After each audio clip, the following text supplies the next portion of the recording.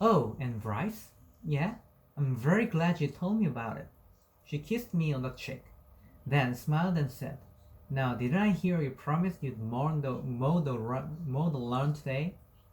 Right, I said, and headed outside to trim the turf.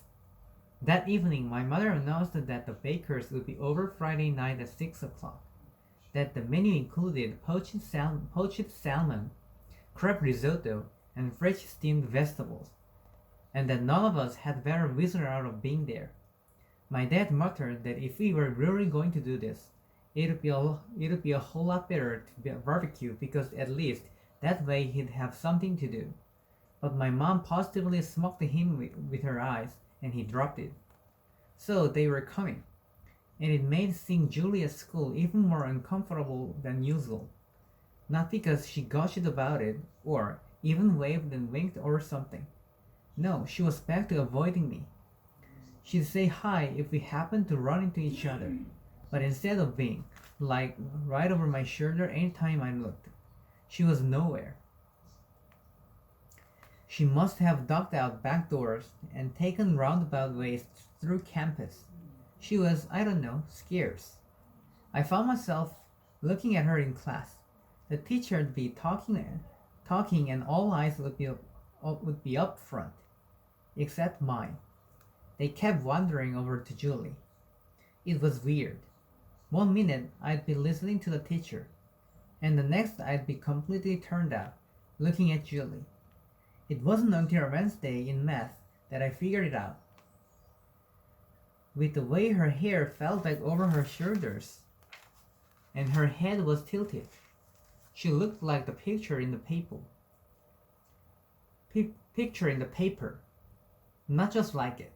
The angle was different, and the wind wasn't blowing through her hair, but she did look like the picture, a lot like the picture. Making that connection sent a chill down my spine, and I wondered, what was she thinking?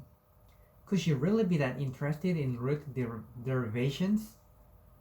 Darla Tressler caught me watching, and man, she gave me the world's wickedest smile. If I didn't do something fast, this was going to spread like wildfire. So I squinted at her and whispered, There's a bee in her hair, stupid. Then pointed around in the air like, There it goes, see? Darla's neck whipped around searching for the bee, and I straightened out my focus for the rest of the day. The last thing I needed was to be scorched by the lights of Darla Tressler.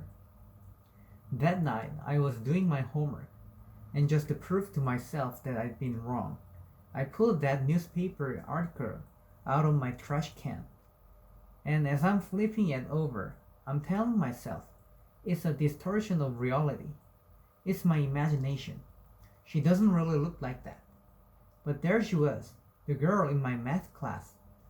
2 rows over and one seat up, glowing through newsprint. Lunetta Bargadin. Lunetta Bargadin. I need your sharpener, she said. I slammed my binder close over the paper and said, You're supposed to knock. And then, since she was zooming in and the paper was still sticking out, I crammed the binder into my backpack as fast as I could. What are you trying to hide there, baby brother? Nothing, and stop calling me that. And don't barge into my room anymore. Give me your sharpener and I'm history, she said with her hand out. I dug it out of my drawer and tossed it at her. And sure enough, she disappeared. But 2 seconds later, my mom was calling for me. And after that, well, I forgot that the paper was in my binder. Until first period the next morning, that is, man, what was I supposed to do with it? I couldn't get up and throw it out. Garrett was right there. Besides that, there are treasurers in that class, and I could tell she was keeping an eye out for wayward bees. If she caught wind of this, I'd be the one stung. Then Garrett reaches over to snag a piece of paper like he does about 14 times a day. only I have a complete mental spaz and slam down on his hand with mine. Dude, he says, what's your problem? Sorry, I say, tuning in, tuning in, tuning into the fact that he was only going for lined paper, not newspaper. Dude, he says again, you know you've been really spaced lately? Anyone else tell you that? He rips a piece of paper out of my binder, then notices the edges of the newspaper. He eyes me, and before I can stop him, he whips it out. I pounce on him and tear it out of his hands. But it's too late. He's seen her picture. Before he can say a word, I get in his face and say, you shut up, you hear me? This is not what you think. Whew, kick back, will ya? I wasn't thinking anything, but I could see the little gears go click, click, click in his brain. Then he smirks at me and says, I'm sure you've got a perfectly reasonable explanation for why you're carrying a picture of Julie Baker around with you. The way he said it scared me, like he was playing with the idea of roasting me in front of the whole class.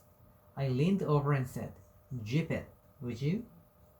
The teacher hammered on us to be quiet, but it didn't stop Garrett from smirking at me or doing the double eyebrow wiggle in the direction of my binder. After class, Darla tried to act all cool and preoccupied, but she had her radar up and pointed our way. She shadowed me practically all day, so there was no real window of opportunity to explain things to Garrett. What was I gonna tell him anyway? That the paper was in my binder because I was trying to hide it from my sister? That would help. Besides, I didn't want to make up some lame lie about it. I actually wanted to talk to Garrett. I mean, he was my friend, and a lot had happened in the last couple of months that was weighing on me.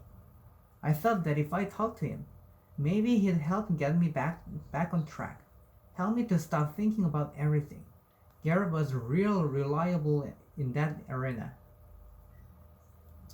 Luckily, in social studies, our class got library time to do research for our famous historical figure report. Darla and Julie were both in that class, but I managed to drag Garrett into the back corner of the library without either of them noticing. And the minute we were by ourselves, I found myself laying into Garrett about chickens. He shakes his head at me and says, Dude, what are you talking about? Remember when we went and looked over her fence? Back in the sixth grade?